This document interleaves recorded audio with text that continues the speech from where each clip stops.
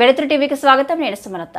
గీతాంజలి కళాశాల పర్మిషన్ రద్దు చేయాలి. బీసీ సంక్షేమ సంఘం, విద్యార్థి యువజన సంఘం బీఆర్పీఎస్ డిమాండ్.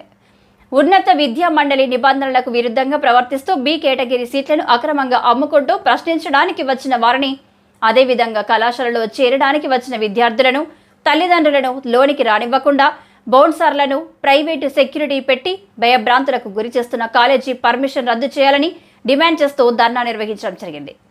ఈ కార్యక్రమంలో బీసీ సంక్షేమ సంఘం రాష్ట్ర అధ్యక్షుడు అల్లంపల్లి రామకోటి, బీసీ విద్యార్థి యువజన సంఘం రాష్ట్ర అధ్యక్షుడు అనంతుల రామ్మూర్తి గౌడ్, బీఆర్పీఎస్ రాష్ట్ర అధ్యక్షుడు కోట్ల వాసు పాల్గొన్నారు.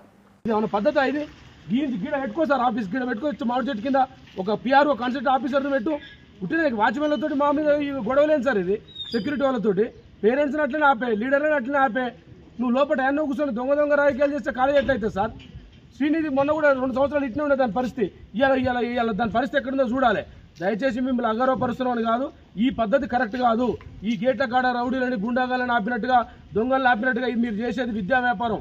అది విద్యా వ్యాపారం అని కూడా ఎందుకంటారు అంటే, విద్య ఇదేం వైన్ షాప్ల దంద కాదు, ఇదేం కూరగాయల మార్కెట్ కాదు.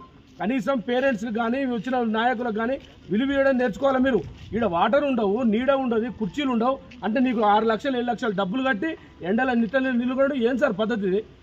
వచ్చిన వాళ్ళతో కూడా వాళ్ళతో మాకేం కూడా సార్, వాళ్ళకి ఇచ్చేది 8-9 వేల జీతాలు, వాళ్ళ భార్య పిల్లలు చదువుకునే పరిస్థితి. నీ వల్ల వాళ్ళకి మాకు గొడవలు ఏంది? ఇది అంతా అడుగుతున్నావు. నువ్వు కన్సల్ట్గా నువ్వు లేకపోతే చెప్పాలి. ఫోన్ మాట్లాడు సార్, ప్రతి ఒక్కరితో ఫోన్ మాట్లాడి ఇలా అవుతుంది కాదు రేపు రండి. ఈ వెయిటింగ్ లేదు మీ కాలేజీ ముందు, ఏమన్నా పెద్ద మార్కెటింగ్ చేస్తున్నారా లేకపోతే కాలేజీని? ఈ పద్ధతి మార్చుకోకపోతే ఖచ్చితంగా మేము గౌరవంగా ఈ కాలేజీ పైన ధర్నా పెడతాం. హైయర్ ఎడ్యుకేషన్ కూడా కంప్లైంట్ ఇస్తాం. మేము డైరెక్ట్ ఆడికే పోతున్నాం అని చెప్తున్నాం.